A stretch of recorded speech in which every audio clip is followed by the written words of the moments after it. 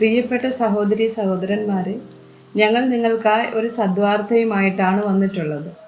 2025 ജനുവരി 1 മുതൽ 365 തലക്കെട്ടുകൾ ഉൾപ്പെടുത്തിക്കൊണ്ടുള്ള വർഷം മുഴുവൻ പ്രാർത്ഥിച്ച് ധ്യാനിക്കാനുള്ള വചനങ്ങൾ ഞങ്ങൾ പങ്കുവയ്ക്കുന്നു.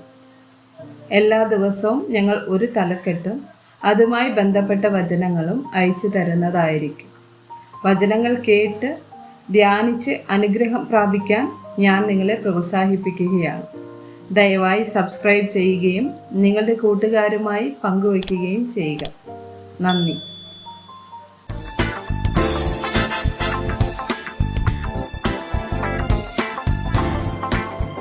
ദിവസം 204. ലേവ്യർ. സംഖ്യ 3 വചനം 12. ഇസ്രായേൽ മക്കളുടെ ഇടയിൽ പിറക്കുന്ന എല്ലാ കടിഞ്ഞൂലിനും പകരം ഞാൻ ലേവ്യരെ ഇസ്രായേൽ മക്കളിൽ നിന്ന് എടുത്തിരിക്കുന്നു. ലേവ്യർ എനിക്കുള്ളവരായിരിക്കണം. ആവർത്തനം 10 വചനം 8. അക്കാലത്ത് യഹോവ ലേവ്യ ഗോത്രത്തെ യഹോവയുടെ നിയമപെട്ടകം ചുമപ്പാനും ഇന്ന് വരെ നടന്നു വരുന്നത് പോലെ യഹോവയുടെ സന്നിധിയിൽ നിന്ന് ശുശ്രൂഷ ചെയ്യുവാനും അവന്റെ നാമത്തിൽ അനുഗ്രഹിപ്പാനും വേർതിരിച്ചു. സംഖ്യാപുസ്തകം 18 വചനം 6. ലേവ്യരായ നിങ്ങളുടെ സഹോദരന്മാരെയോ ഞാൻ ഇസ്രായേൽ മക്കളുടെ ഇടയിൽ നിന്ന് എടുത്തിരിക്കുന്നു. യഹോവയ്ക്ക് ദാനമായിരിക്കുന്ന അവരെ സമാഗമന കൂടാരം സംബന്ധിച്ചുള്ള വേല ചെയ്യേണ്ടതിന് ഞാൻ നിങ്ങൾക്ക് ദാനം ചെയ്തിരിക്കുന്നു. മാലാഖി 2 വചനം 4.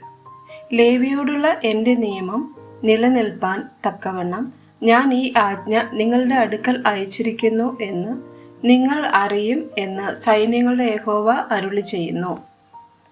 ആവർത്തനം 12 വചനം 19.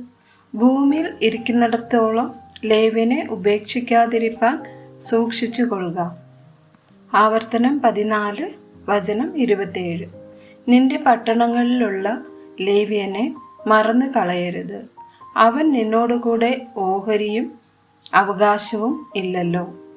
നെഹെമ്യാവ് 12 വചനം 27.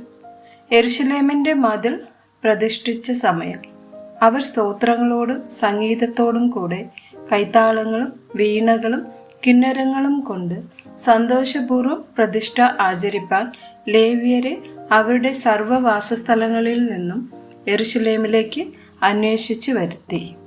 ആമേൻ.